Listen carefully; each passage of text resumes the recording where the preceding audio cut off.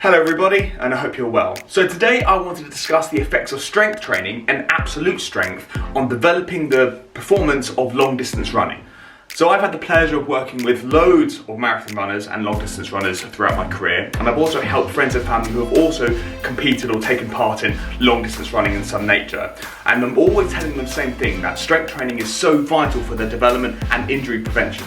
So in this video, I'm going to explain the importance of strength training, and I'm going to refer to a study done in 2016 on long distance running and the effects of strength training on them. A study done by Chris Beatty et al. Studied the effects of strength training on performance indicators on distance runners. They took 20 national level distance runners and put them through a 40-week strength training program. At the end of the 40 weeks, the group that had gone through the 40-week strength program saw an improvement in force production, rate of force production, the VO2 max, running economy, and reactive strength. So why do all these performance indicators help endurance runners so much? Well, number one, if your muscles have gone through a strength program and are now capable of producing more force more quickly, then each stride that you take at a chosen velocity is just that much easier, simply because your muscles are now capable of so much more. Number two, if your reactive strength increases and your musculo-tendinous region improves the strength and stiffness, then you'll effectively be able to bounce better in each stride. If you are able to bounce in each stride and you have enough stiffness in the muscles and the tendons there, then effectively your demand to regenerate ATP is lessened. And this will again improve your VO2 max and also improve your running economy. Another performance indicator that I've kind of already spoken about is movement economy. Now, movement economy is really important for runners because if you can run more efficiently, then effectively your ability to continue to go forward will increase, simply because you can move more efficiently, so you use less energy to perform that movement. So it's not only your muscular system that massively improves during strength training, especially when you're working for endurance running, but also your neurological system as well. The study found that you have a much better neurological system which allows greater amount of motor units to travel to the muscle, thus being able to contract the muscle more efficiently. Your muscles being able to produce more force is very important, but another thing that's really important is your rate of force development as well. Runners only have a certain amount of time to produce as much force as possible whilst their foot is on the ground. So if you can produce more force in that short amount of time, you'll be able to propel yourself with greater speed or greater velocity, or if you've chosen a velocity, that chosen velocity will be far less fatiguing for you. So this study that I'm citing, and plenty of other studies, plus my own experience, has shown that strength training is so vital for running development. Improvements of force, improvements of rate of force development, improvement of rate coding, improvement of reactive strength, plus many others are going to hugely improve your performance. However, so many runners that I've come into contact with are so anti-resistance training and they don't include it in their overall training program. This is largely for two reasons I found. Number one, they don't see the benefit, or they've never been educated on the benefit of resistance training. Number two, they're concerned of accumulating too much muscle mass, which in turn could slow them down.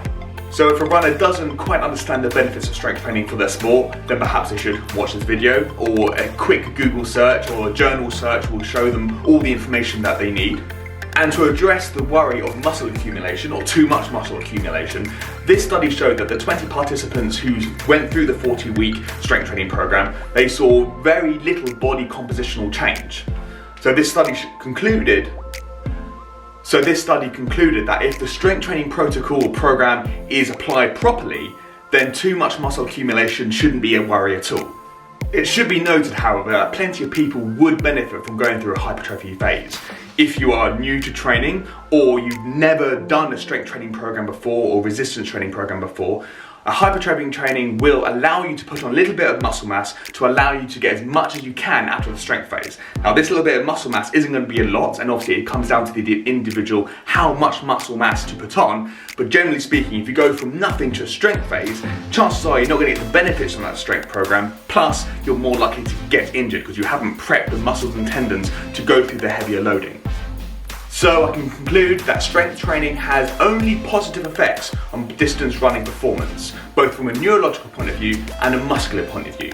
And it should also be stated that muscle accumulation shouldn't be an issue as long as the performance and the strength training program is applied properly. So I did a poll the other day that asks, should someone who wants to improve their running performance or distance running performance work on their absolute strength. So absolute strength effectively means 1 rep max. So 1 rep max squat, deadlift, military press, whatever it may be. So I had a lot of responses both on the vote and people telling me their reasoning behind their vote. So I wanted to go through it now.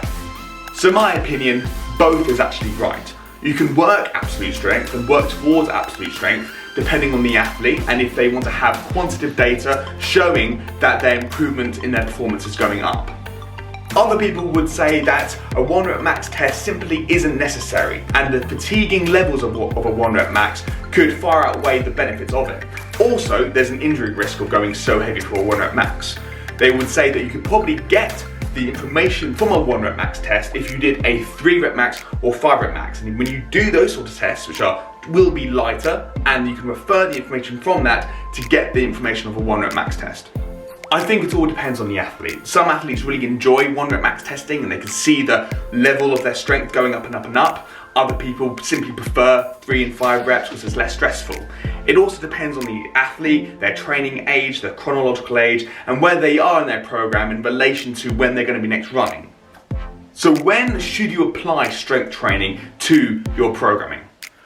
Again, this massively depends on the athlete, their needs, where they are now in relation to when their next event is, what their training age is and what they've been doing up to this point, so you really can't say. But generally speaking, if you are a distance runner, when you're off season or a race is quite far away in the future, you should be strength training twice a week at least. Then as you get closer to your event, you should drop that session by 1, so you're only training once a week.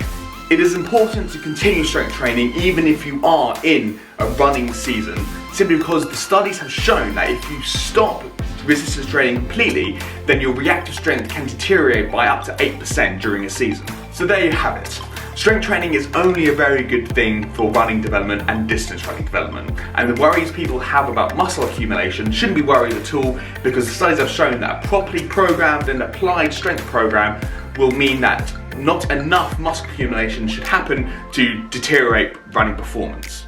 If you have any questions regarding running performance or any other question about fitness and nutrition, please get in touch.